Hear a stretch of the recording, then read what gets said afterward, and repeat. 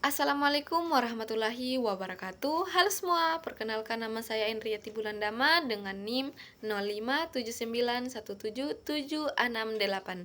Program studi Agribisnis UPBJJ UT Palu. Hari ini saya akan menjelaskan jawaban dari tugas 3 mata kuliah dasar-dasar penyuluhan. Pertanyaan pertama adalah menjelaskan perbedaan antara proses adopsi dan proses difusi inovasi pertanian beserta contohnya. Proses adopsi itu adalah keputusan dari seseorang untuk menerima dan menerapkan teknologi baru secara terus-menerus. Ini terjadi di dalam diri individu, mulai dari tahu, tertarik, menilai, mencoba, sampai akhirnya menerima. Rogers 1995 menjelaskan bahwa ini adalah keputusan pribadi. Contohnya ada seorang petani yang mula-mula hanya mendengar tentang bibit unggul, lalu ia mencoba menanam sebagian, dan setelah terbukti hasilnya bagus, ia memutuskan memakai bibit itu di semua lahannya. Sedangkan proses difusi adalah penyebaran teknologi itu dari satu orang ke orang lain atau dari satu desa ke desa lain dalam kurun waktu tertentu. Ini bersifat menyebar ke masyarakat luas dalam suatu sistem sosial.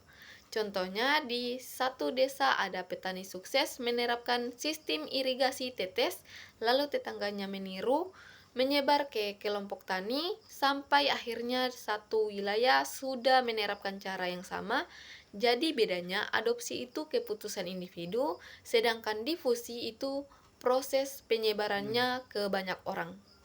Pertanyaan kedua, upaya apa saja yang dilakukan penyuluh untuk mempercepat difusi inovasi? Sebagai ujung tombak, penyuluh punya peran sangat besar. Langkah yang bisa dilakukan pertama kali adalah mengadakan diagnosa masalah. Mengetahui apa yang sebenarnya dibutuhkan petani, tapi belum mereka sadari. Penyuluh juga harus membuat petani merasa ada kekurangan dalam cara bertani mereka sekarang, sehingga timbul keinginan untuk berubah. Selanjutnya, penyuluh harus dekat dengan masyarakat, meyakinkan mereka bahwa bersama-sama masalah dapat diselesaikan. Kemudian, membantu keinginan petani menjadi kenyataan lewat tindakan nyata. Dan yang paling akhir, penyuluh harus membiasakan petani agar tidak terus bergantung pada bantuan, tapi mampu bergerak sendiri. Secara teknis, ini bisa dilakukan lewat penyuluhan berulang-ulang, pembuatan lahan percontohan, serta pembinaan petani-petani maju yang dijadikan teladan bagi rekannya. Pertanyaan ketiga, mengapa disebut penyuluhan partisipasif dan apa karakteristiknya? Pendekatan ini disebut partisipasif karena di dalam kegiatannya melibatkan masyarakat secara aktif dan sadar. Bukan hanya mendengarkan saja, tetapi melibatkan dari mulai merencanakan, melaksanakan, sampai menilai hasilnya. Masyarakat dianggap punya kemampuan yang harus dikembangkan bersama. Karakteristiknya tujuannya adalah pemberdayaan agar masyarakat mampu hidup mandiri dan meningkatkan kesejahteraan dengan kekuatan sendiri.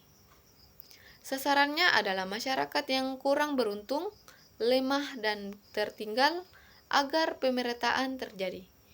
Kegiatannya diorganisasikan oleh pemerintah daerah dengan melibatkan unsur masyarakat. Metodenya dilakukan dengan cara mengajak diskusi dan bertukar pikiran, jadi idenya muncul dari kebutuhan petani sendiri, bukan sekedar perintah dari atas, dan peran penyuluh di sini berubah menjadi pendamping atau teman sejajar, yang tugasnya memfasilitasi apa yang dibutuhkan petani.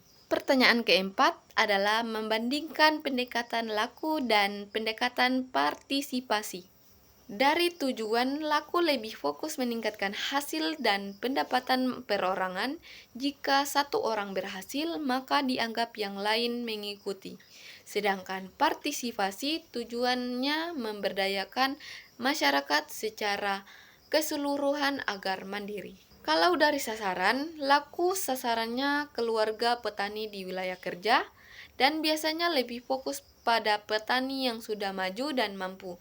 Sedangkan partisipasi sasarannya semua orang, utamanya yang kurang mampu dan tertinggal. Dari segi organisasi, laku dijalankan oleh dinas teknis dengan jadwal yang sangat kaku. Misalnya kunjungan rutin 2 minggu sekali yang ditetapkan dari atas. Sebaliknya, partisipasi dikelola pemerintah daerah bersama masyarakat dengan jadwal fleksibel menyesuaikan kondisi lapangan. Kalau dilihat dari metodenya, laku itu arahnya dari atas ke bawah. Petani menerima apa yang dikatakan penyuluh, sedangkan partisipasi metodenya dari bawah ke atas, bermula dari kebutuhan dan masalah petani sendiri. Dan terakhir, dari peran penyuluh di laku penyuluh itu memberi petunjuk teknis yang harus diikuti. Di partisipasi, penyuluh itu mitra dan pendamping yang membantu petani agar bisa berkembang dengan kekuatan sendiri.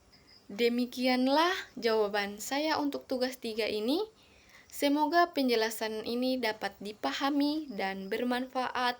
Terima kasih atas perhatiannya. Wassalamualaikum warahmatullahi wabarakatuh.